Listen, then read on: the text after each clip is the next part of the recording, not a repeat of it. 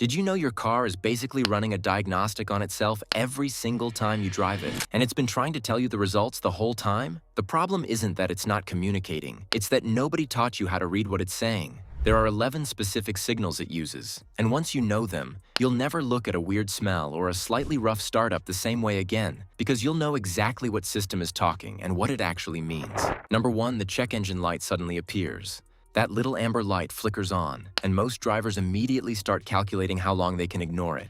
And honestly, the answer depends entirely on which of over 200 possible fault codes triggered it. The check engine light doesn't know the difference between a loose gas cap and a misfiring cylinder that's dumping raw fuel into your catalytic converter. So the same light can mean a $5 fix or a $2,000 repair. The system behind it is called OBD2, and it runs continuous self-checks on fuel trims, oxygen sensor readings, and ignition timing, logging a fault code when anything falls outside the acceptable range. A steady light means get it scanned soon. A flashing light means the engine is actively misfiring right now. And every second you keep driving risks destroying a catalytic converter that costs $800 to $2,500 to replace.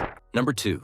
The transmission shifts harder or feels delayed. If you've ever felt that hard clunk between gears, or that weird moment where the engine revs up but the car just hangs there and doesn't accelerate, you already know something's wrong. Both of those symptoms come from the same place. The transmission isn't getting clean fluid pressure to engage the clutch packs properly, so instead of grabbing, they slip, and slipping generates heat that burns through the internal friction material fast. Delayed engagement, where you drop it into drive and the car just sits there for a second before moving, is usually the transmission pump or valve body struggling. Catching it there means a fluid flush, maybe a solenoid. Miss that window, and you're looking at a rebuild running $1,500 to $3,500. Number 3.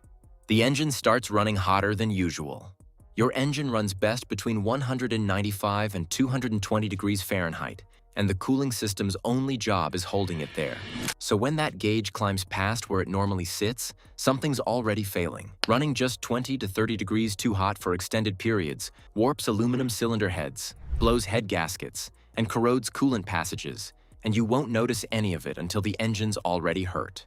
4 things cause it: low coolant from a slow leak, a failing water pump that isn't moving fluid fast enough, a stuck thermostat, or a clogged radiator. A blown head gasket runs $1,000 to $2,000 to fix, and if the head warped, add another $500 to $1,000 for machine shop work on top of that. If the gauge hits red, pull over and shut it off. Do not open the radiator cap while it's hot because the coolant's under pressure and will spray out. Wait at least 30 minutes before touching anything. Number 4. New knocking, ticking, or grinding noises develop. Engines make noise, that's normal. But there's a difference between the hum of combustion and a rhythmic knock that makes you reach for the radio volume so you can hear it better. A deep, low knock that speeds up as the RPM climbs is rod knock, and it means the connecting rod bearings have worn down enough that there's measurable play between the rod and the crankshaft. Every revolution is slamming metal against metal, and rod knock almost always means the engine needs a rebuild or full replacement. A high-pitched tick near the top of the engine is a different problem entirely, usually a collapsed lifter or oil pressure not reaching the valve train. Caught early, that can sometimes be fixed with an oil change and a system flush. Number 5. The vehicle vibrates at speeds where it never did before.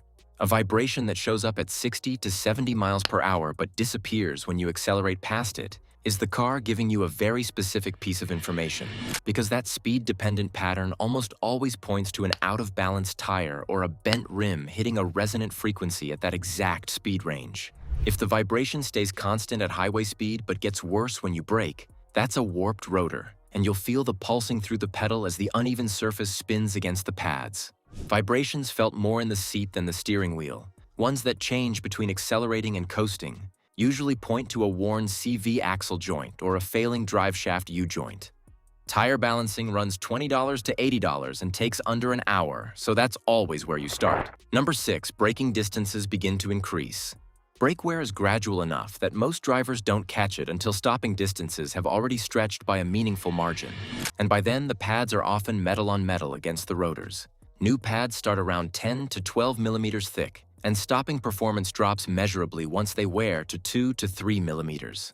At 1 millimeter, the metal backing plate contacts the rotor directly, which can cut braking force by 30 to 40%. Most pads have a small metal wear indicator tab that squeals against the rotor before the pad disappears completely, and that squeal is the brake system telling you the clock's running out. Rotor replacement adds $150 to $400 per axle once you've crossed into grinding territory.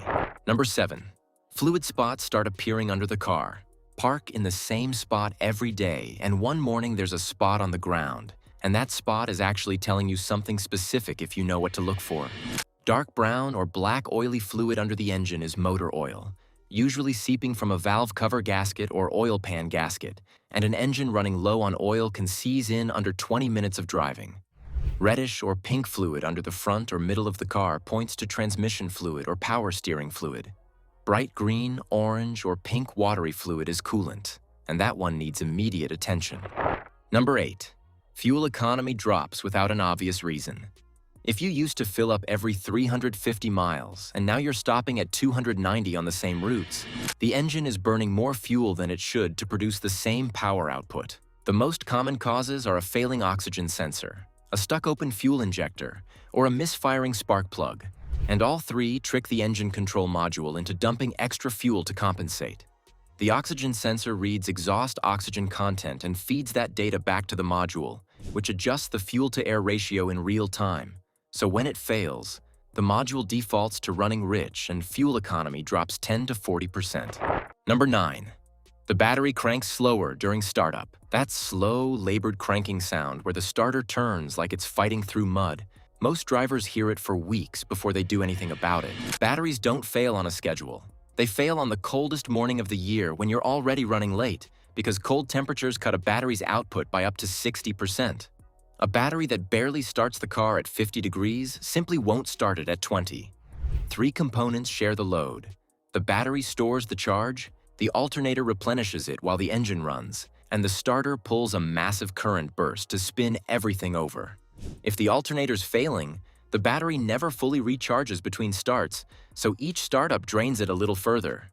Dim headlights or a flickering dashboard when the AC kicks on usually means the alternator isn't keeping up. Number 10. Steering feels heavier, looser, or less responsive. Most drivers calibrate to their steering without realizing it, so when the effort changes even slightly, your hands pick it up before your brain does. Steering that suddenly feels heavier almost always points to the power steering system, whether that's low fluid, a failing pump, or on newer cars with electric power steering, a sensor or motor losing its signal. If the power assist quits completely during a highway lane change, you're suddenly managing full manual steering effort on a car that was never designed for that transition. Number 11. Unusual smells. Burning oil, coolant, fuel, or electrical odors. Your nose picks up problems the engine hasn't even fully developed yet, because burned automotive fluids each carry a distinct smell that maps directly to a specific system. A sharp, acrid burning oil smell means oil is dripping onto an exhaust component somewhere, and exhaust manifolds run between 800 and 1,200 degrees Fahrenheit. So that's an active fire risk, not just a maintenance note. A sweet or syrupy smell after the engine warms up is coolant burning off near a hot surface. Sulfur or rotten egg points to a failing catalytic converter or an overcharging battery off-gassing hydrogen sulfide. Burning plastic with no visible smoke means an electrical short or a wiring harness contacting something hot. Every one of those 11 signals comes from a specific system, and the car isn't being subtle.